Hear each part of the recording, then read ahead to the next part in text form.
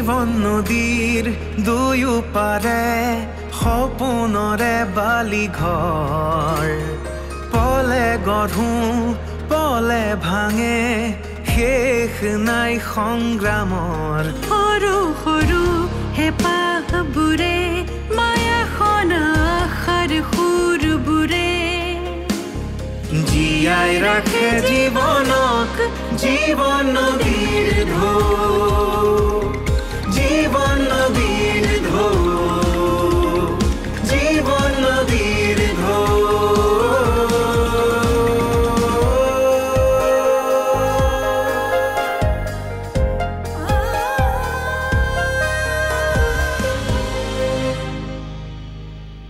বেদনাৰ হাহাকাৰতো হঠাৎ মৰমে চুই যায়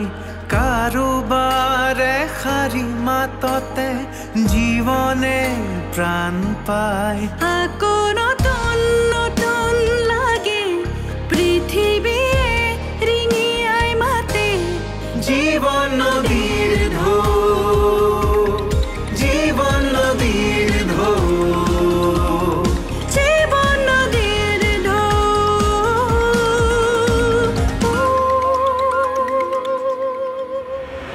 আমি কামৰ ক্ষেত্ৰত কামেই চাওঁ মানুহ নাচাওঁ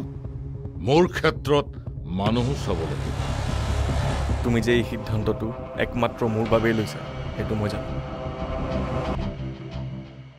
জানা যদি কিবা এটা ব্যৱস্থা নকৰা কিয় শিলা উৰুৱাম মই শিলা মানে গোস্বামী কনষ্ট্ৰাকশ্যন তই কাপোৰ কানিকেইটা সলাই গাটো ধুই কিবা এটা খাই লগে যা ঠিক আছে ই আজি এতিয়ালৈকে আহি পোৱাহি নাই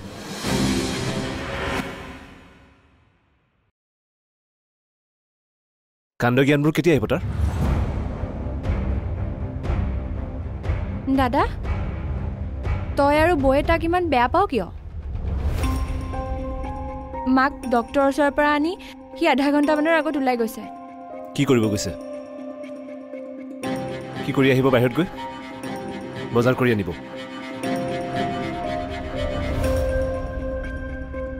কুকি আৰু বদ্ৰীয়ে কেইটামান পইচা দিছিলে মোক জোৰ জবৰদস্তি কৰি সেয়াৰে পাৰ মাংস আৰু ডালিম কিনি আনিছোঁ নিজৰটো ইনকামেৰে কিনা ক্ষমতা নাই ধাৰ লৈ আনিছোঁ আৰু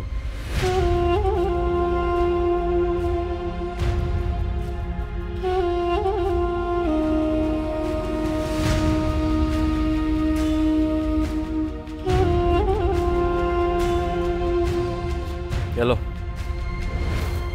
পাকঘৰত থয়া আৰু শুন ৰান্ধিব নাজানো যদি মোক কবি মই ৰান্ধিম বুজিছনে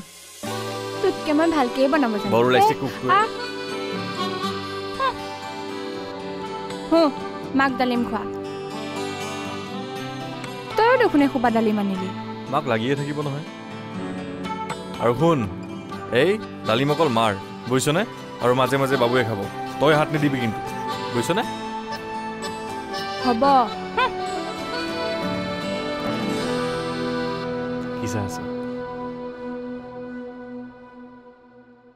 তোৰ বৰ কষ্ট হৈছে নহয়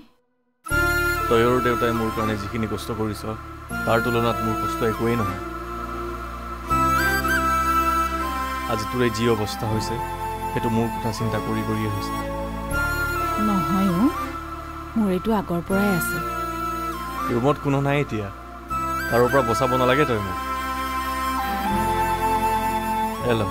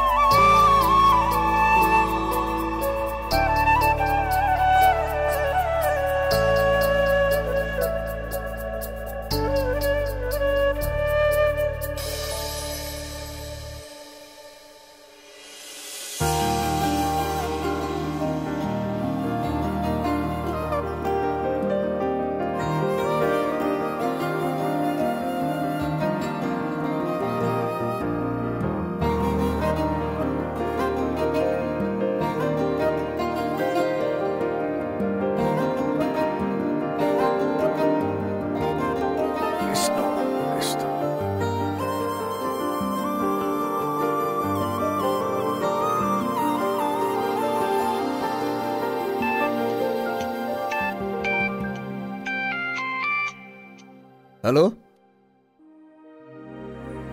ৰ'বা 1 মিনিট ৰ'বা মই সেৱা কৰি আছোঁ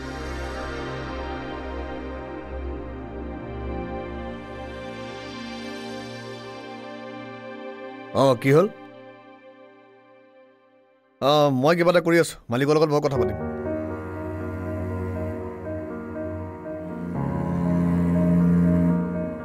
ফেনত ওলমি দিলে হ'ব আছিলে কি হা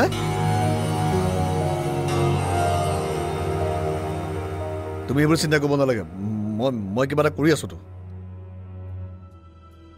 তুমি আকৌ খং কৰি তোমাৰ ভাত নোখোৱাকৈ নাথাকিবা শুনিছানে নাই লঘু নাথাকিলে তোমাৰ এই মূৰ ঘূৰণি হ'ব গেছ হ'ব শুনিছানে দুপৰীয়া ভাত বনাবা মই গৈ খাম হেল্ল' হেল্ল'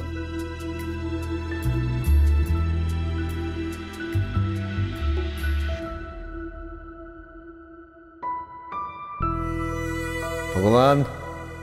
বৰ ভাল লাগে ন তোমাৰ কিমান দিন আৰু এনেকৈ ৰাখিবা চিতাত উঠাৰ আগত অলপ সুখ দিবা সময় যদি পোৱা চকু মেলি চাবলৈ কি ভাবি আছো বাবুদা নাই একো নাই কি হ'ল ৰাতিপুৱা আহিলি ক'ত ফালিবলৈ যাওঁ এই বাবুদা এই গোস্বামী এণ্ড কোম্পানী নামৰ কনষ্ট্ৰাকশ্যন কোম্পানীটোৱে এড দিছে কিবা একাউণ্টেণ্ট আৰু এই মেনেজাৰৰ পোষ্ট খালী আছে ইচ্ছা কৰিলে ৰাহুল আৰু এই বদ্ৰীয়ে এপ্লাই কৰিব পাৰে হয় নেকি এইটো চাওঁ ভালেই দেখোন তই নকৰ মই চাকৰি নকৰোঁ দেই কি কৰিবি হা ৰাজনীতি পাৰিবি পাৰিমতো আকৌ ঐ বাবুদা মই চাকৰি নকৰোঁ নিজে চাকৰি দিম হয়নে 2 বছৰ সময় লৈছোঁ চাই থাক তই পাৰিবি এই পানীটো দে তোৰ কপালখন ডাঙৰ তই পাৰিবি হা এই পানীটো দে হেল্ল'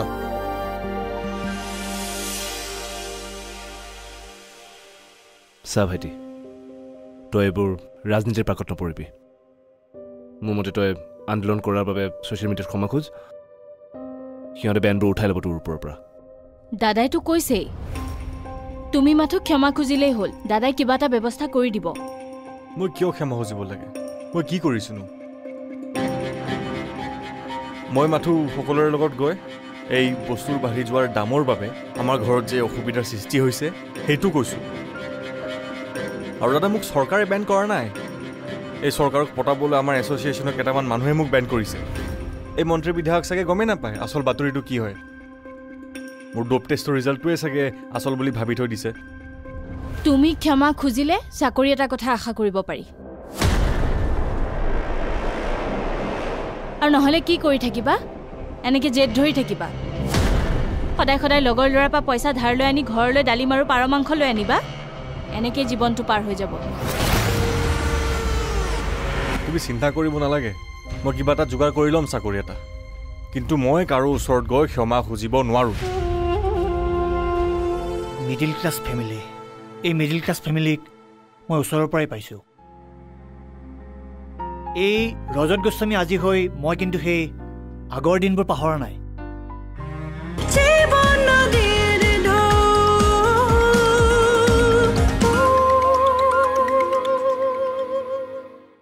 এদিন লগৰবোৰেও লগ এৰিব ঘৰো নাথাকিব বৈ ঠিক কথাই কৈছে তোৰ চাকৰি এটা প্ৰয়োজন আছে আৰু ময়ো নোৱাৰা হৈছোঁ মই জানো বৌয়ে ঠিক কথা কৈছে বুলি বৌ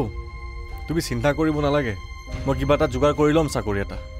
কিন্তু মই কাৰো ওচৰত গৈ ক্ষমা খুজিব নোৱাৰোঁ মোৰ যদি ভুল থাকে মই ভৰিত পৰি দিম সিহঁতৰ কিন্তু এইটোত মোৰ একো ভুল নাছিল তুমি কি চাকৰি কৰিবা হে কি চাকৰি কৰি ঘৰ চলাবা তুমি ইমান কিয় চিন্তা কৰি আছা বৌ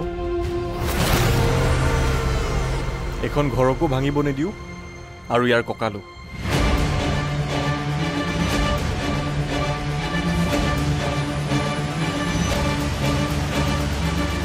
শুনিলা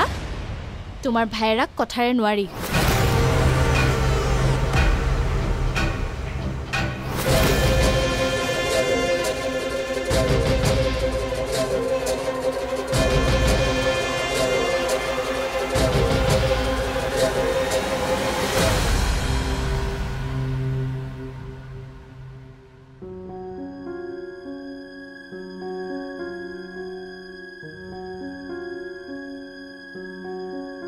মই যি বাটেৰে ওলালো আজি নাহুলতি মই যি বাটেৰে ওলালো আজি নাহুলতি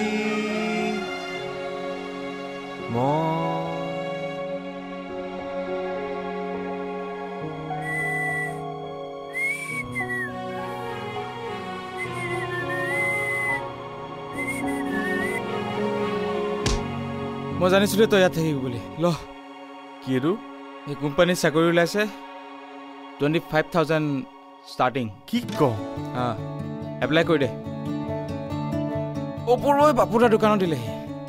তোৰতো ফোনটো নাই মোক ক'লে মই নিদিওঁ তই দে তই পাবিয়ে এই কোম্পানীৰ ইণ্টাৰভিউবোৰ বৰ টাফ তয়ো টাফ না দি দে এটা কাম কৰ আজি এপ্লাই কৰি দিওঁ সোমবাৰে ইণ্টাৰভিউ হ'ব পামনে পাবি বাবা তইতো কবিয়ে পাম বুলি মা আৰু তহঁত চব একেই লগাতকৈ বেছিয়ে পজিটিভ সেইকাৰণে আমি পকেট খালি থাকিলেও সুখী মানুহ বুজিছ এই ৰ ভাল মনত পেলালি কি এয়া ল 600 টকা 300 টকা তই ল'বি আৰু 300 টকা কুকি ল'বি তই ৰাখ না নালাগে মোক আৰে চাকৰি পাই আছো ন তোৰ মাহো পাম বা ব'ল যাওঁ যাওঁ মই যি বাটেৰে ওলালো আজি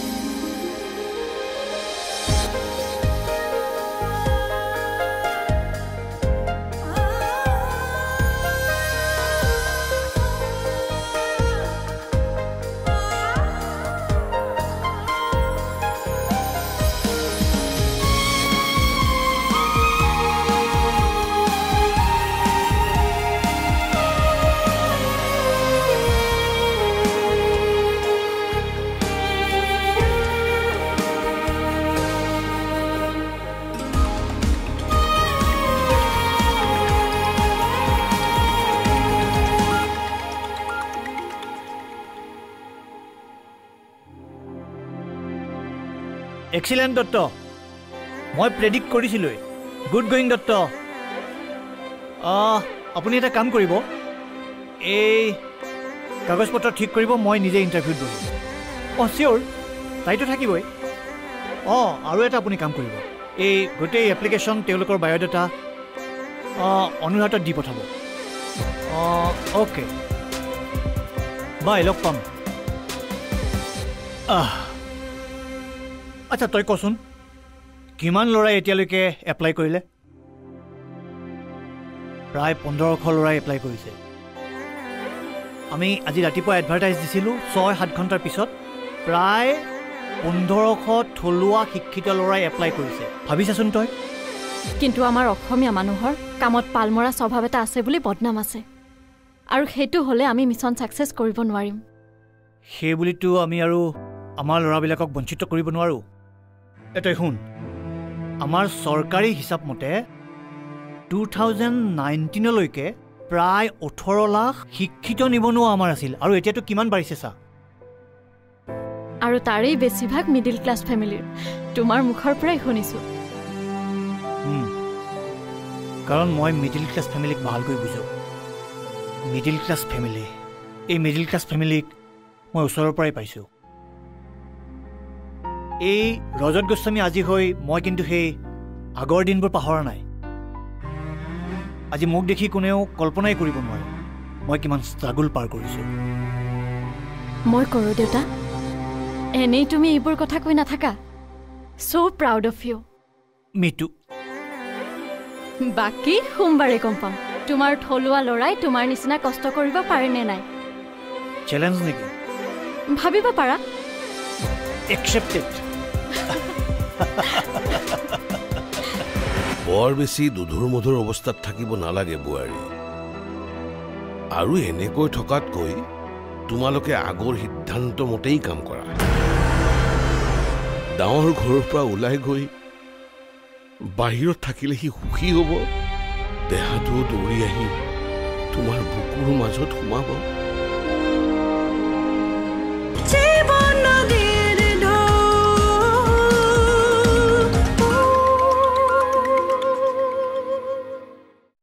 কামৰ সৰুবৰ নাই অ' চন্দনা। তথাপিও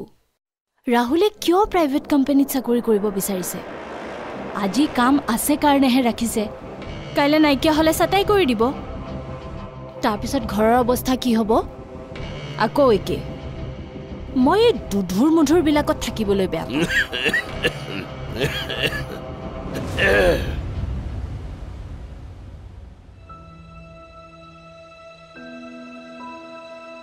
বৰ বেছি দুধুৰ মধুৰ অৱস্থাত থাকিব নালাগে বোৱাৰী। আৰু এনেকৈ থাকিলে তুমি সুখী হবা নে ডাঙৰ নে সৰু সুখী হ'ব? আৰু এনেকৈ থকাতকৈ তোমালোকে আগৰ সিদ্ধান্ত মতেই কাম কৰা। এইবোৰ আপুনি কি কৈছে? কলিজা ডাঠ কৰিবলৈ শিকা সাবিত্ৰী। এইবোৰ বছৰত এবাৰ আহিবলগীয়া বৰদৈচিলা নহয়। কিছুদিনৰ মূৰে মূৰে বতাহৰ লগত আহি সোমোৱা ধূলিকণা। চকু মেলি থাকিলে চকুত ধূলি সোমাবই। ধূলি সোমাব নোৱাৰাকৈ খিৰিকীবোৰ বন্ধ কৰি দিওঁ দিয়া একেবাৰে।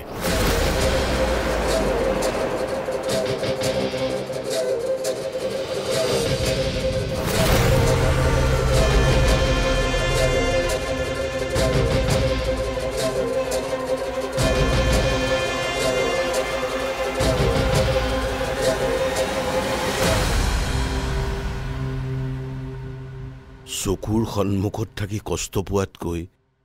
চকুৰ আঁতৰত থাকি সুখত থাকক দিয়া। কিন্তু এই কিন্তুবোৰে বৰ কষ্ট দিয়েহে জীৱনত। সেই কিন্তুবোৰক আঁতৰ কৰিব পাৰিলেই কিজানি আমি অলপ শান্তি পাম। মনটোক ভুলাব পাৰিলেই আমি কিজানি সুখী হ'ম।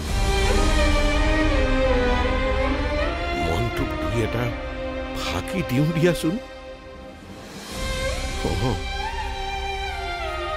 সৰু চাকৰি হ'ব, ডাঙৰ ঘৰৰ পৰা ওলাই গৈ বাহিৰত থাকিলে সি সুখী হ'ব। সপ্তাহত দুদিনকৈ সি থকাকৈ আহিব। দেহাটো দৌৰি আহি তোমাৰ বুকুৰ মাজত সোমাব।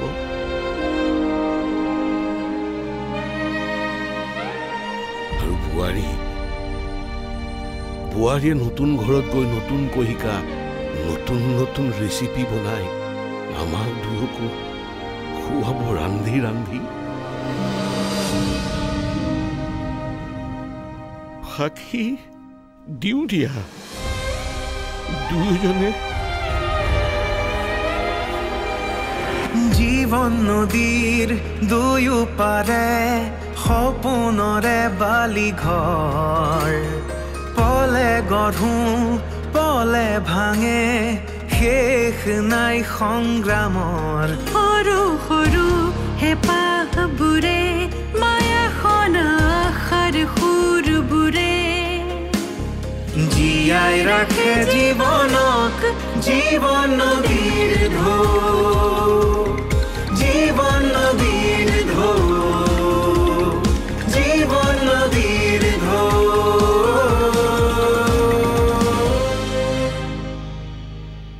বেদনাৰ হাহাকাৰতো হঠাৎ মৰমে চুই যায়। কাৰোবাৰে শাৰী মাততে জীৱনে প্ৰাণ পায়। আকৌ নতুন নতুন লাগে পৃথিৱীয়ে ৰিঙিয়াই মাতে। জীৱন নদী